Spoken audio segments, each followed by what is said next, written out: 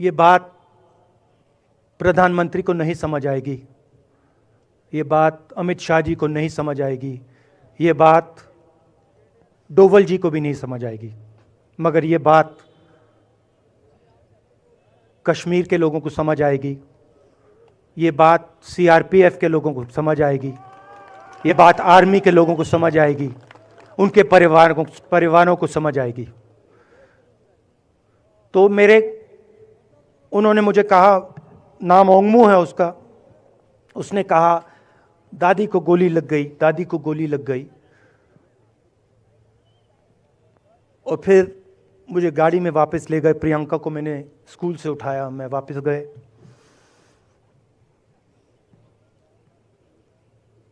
और फिर मैंने वो जगह देखी जहां मेरी दादी का खून था।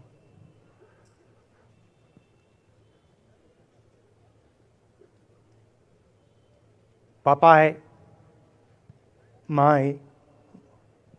माँ बिल्कुल हिल गई थी, बोल नहीं पा रही थी।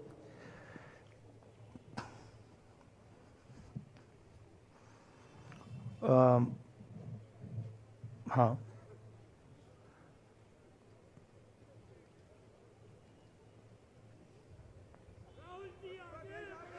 फिर क्या हुआ? तो जब जो हम लोग हैं जिन्होंने हिंसा देखी है,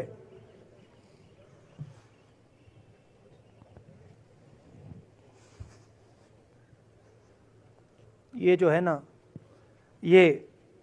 इसको हम बिल्कुल दूसरी तरीके से देखते हैं। ये आप सबके लिए टेलीफोन है, ये हमारे लिए सिर्फ टेलीफोन नहीं है।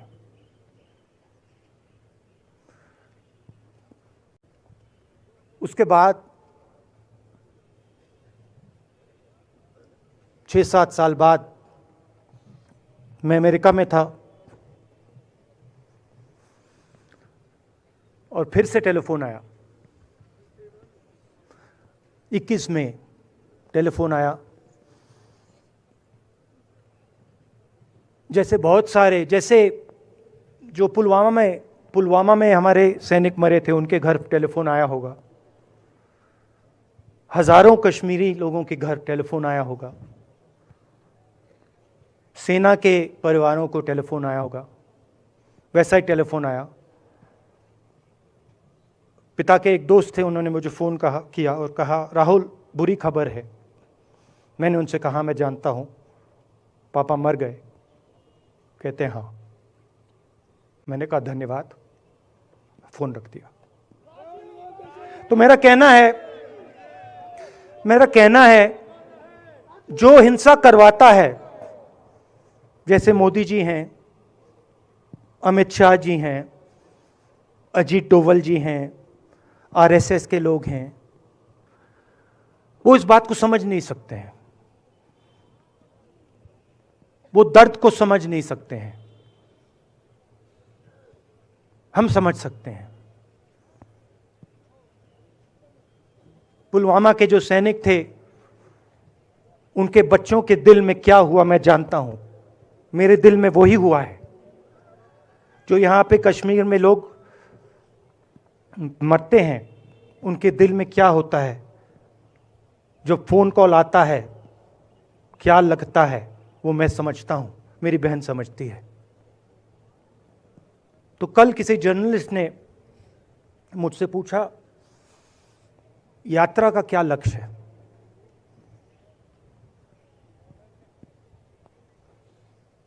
कहा कि यात्रा क्या अचीव करना चाहती है, जम्मू कश्मीर में क्या अचीव करना चाहती है। मेरे उस समय दिमाग में आया, मगर मैंने कहा नहीं बोलता हूं, कल भाषण में बोलूंगा। यात्रा का लक्ष्य है कि ये जो फोन कॉल हैं, चाहे ये आर्मी के हों, चाहे सीआरपीएफ के हों, चाहे ये कश्मीर के लोगों के हो, ये फोन कॉल बंद हो जाए।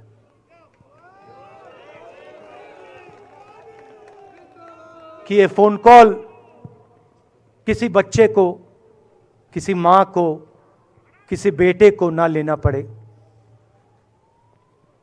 मेरा लक्ष्य ये जो फोन कॉल हैं इनको बंद करने का है। अब देखिए, बीजेपी आरएसएस के लोग आक्रमण किस चीज पे कर रहे हैं। मुझे गाली देते हैं, मैं उनका धन्यवाद करता हूं, क्योंकि मैंने आपको शून्यता की बात की, शिव की बात की, उसको मैं समझता हूं और मैं दिल से उनका धन्यवाद करता हूं कि जितना भी वो मेरे ऊपर प्रेशर डालें, जितनी भी गाली लगाएं, जो भी वो करें, उससे मैं सिर्फ सीखता हूं। तो मैं एक प्रकार से उनका धन्यवाद करता हूं। मगर जो मैंने आपको बात बोली पहले, चाहे वो कश्मीरियत है, चाहे वो वैष्णव जंतो है, चाहे वो शंकर देव जी हैं, बसवा हैं, नारायण गुरु हैं, तिरुवल्लुवर हैं जो तमिलनाडु के बड़े पोएट हैं, फूले जी हैं, और जो कश्मीरियत हैं, ये इस विचारधारा पे आक्रमण कर रहे हैं। और ये जो विचारधाराएं हैं, ये इस देश की नींव है, इस देश की फाउंडेशन है। और आपने जो किया, जो यात्रियों ने किया, हम सब ने किया, इस विचारधारा की रक्षा के लिए किया है। मैंने ये काम अपने लिए नहीं किया, मैं ऐसा काम अपने लिए कभी कर ही नहीं सकता हूं। मैंने ये काम हमारे कांग्रेसी मित्रों को ये अच्छा ना लगे, मगर मैंने ये काम कांग्रेस पार्टी के लिए भी नहीं किया है। मैंने ये काम, और हम सब ने ये काम हिंदुस्तान की जनता के लिए किया है। और हमारी कोशिश है कि जो विचारधारा इस देश की नींव को तोड़ने की कोशिश कर रही है, जो विचारधारा इस देश की नींव को तोड़ने की कोशिश कर रही है, उसके खिलाफ हम खड़े हों, मिलकर खड़े हों, नफरत से नहीं, क्योंकि वो हमारा तरीका नहीं है, मोहब्बत से खड़े हों। मैं जानता हूं कि अगर हम मोहब्बत से खड़े होंगे, प्यार से बात रखेंगे, तो हमें सफलता मिलेगी। और उनकी जो विचारधारा है, उसको हम सिर्फ हराएंगे नहीं, मगर उस विचारधारा को हम उनके दिलों से निकाल देंगे। तो देश की जनता ने हमारा समर्थन किया। हमारी कोशिश है कि हमें बीजेपी ने एक जीने का तरीका, राजनीतिक तरीका दिखाया है।